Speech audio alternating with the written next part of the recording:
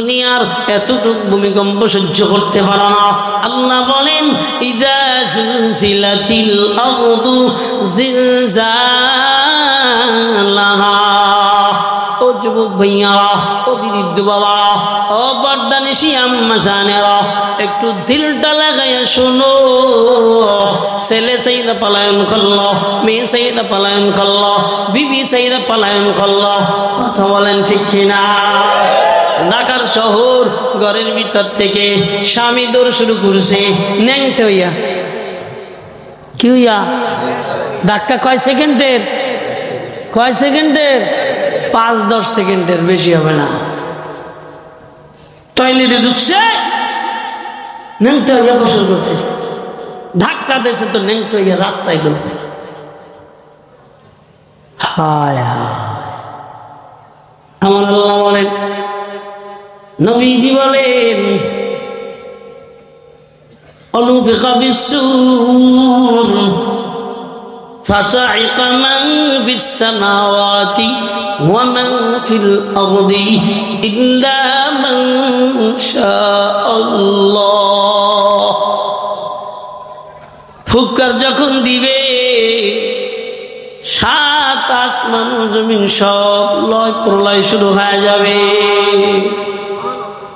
আল্লাহ যখন ধাক্কা দিবে, জুলজিলাতিল আরদু জিলজালাহা,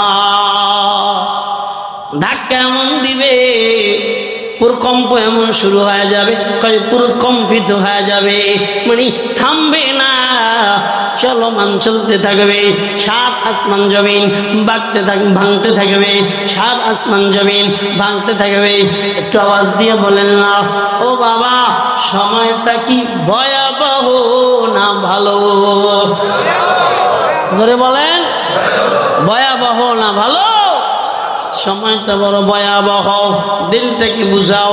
ওই সময় নবীজি বলেন, এমন একটা সময় আসবে, জিন বলো, মানুষ বলো, পশু বলো, এই পাখি বলো, দুনিয়ার জমিনে তোমরা যা কিছু বলো না কেন, সব যখন সিমেন্ট দিয়া, বালি দিয়া, খোয়া দিয়া মিশ্রিত করা হয় পানি দিয়া, এমন একটা সময় যখন আসে রে বাপজান, সব মিলিয়ে যায়।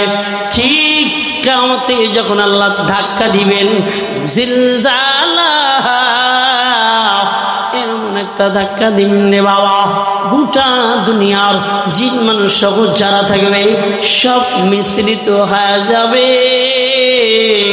দুনিয়ার জমিনে নারীরা সম্ভব থাকবে সন্তান প্রসব করার, হয় না সন্তান প্রসব করা লাগবে না, বের হয়ে যাবে। ও দুনিয়ার বান্দারা, 6 মাসের থাকবে সন্তান বের হয়ে যাবে, 9 মাসের থাকবে সন্তান বের হয়ে যাবে। কেউ কে চিনবে না, কেউ কে বাঁচানোর চিন্তা করবে না, সবাই দৌড় শুরু করে দিবে রে বাবা।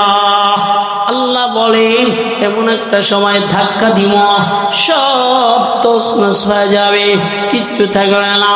একটা স্টেজ বানাইলাম, স্টেজটা বানাইয়া ধাক্কা দিয়ে ভেঙে ফেলাইলাম, সব তছনছ হয়ে গেছে, কোনো কিছুর কোনো অস্তিত্ব নাই। ওই যে সূর্যটা দেখো, সূর্যটার অস্তিত্ব থাকবে না। চন্দ্রটা দেখো, চন্দ্রটার অস্তিত্ব থাকবে না।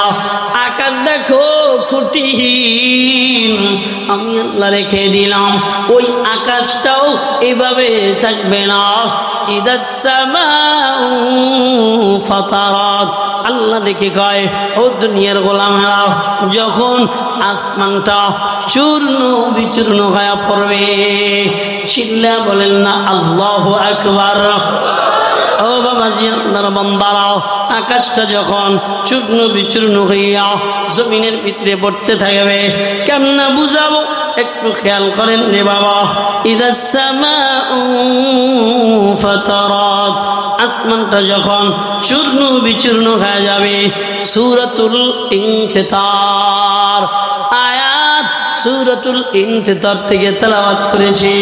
এই বাবা, ইনফিতার, সব ধ্বংস করে ফেলাইব, আসমানটা ধ্বংস করে ফেলাইব। সামা ফাতারাত, আসমানটা চূর্ণ বিচূর্ণ করে ফেলাইব। ওয়া ইযাল কাওয়াকিবু তাতারাত, আসমানের যে সূর্যটা দেখা যায়, আসমানের যে চন্দ্রটা দেখা যায়, আসমানের যে তারকারাজিগুলা দেখা যায়, আমার মালিক বলে ওয়া ইযাল কাওয়াকিবু তাতারাত, সব ওখান থেকে খসে খসে জমিনের ভিতরে পড়তে থাকবে রে বাবা।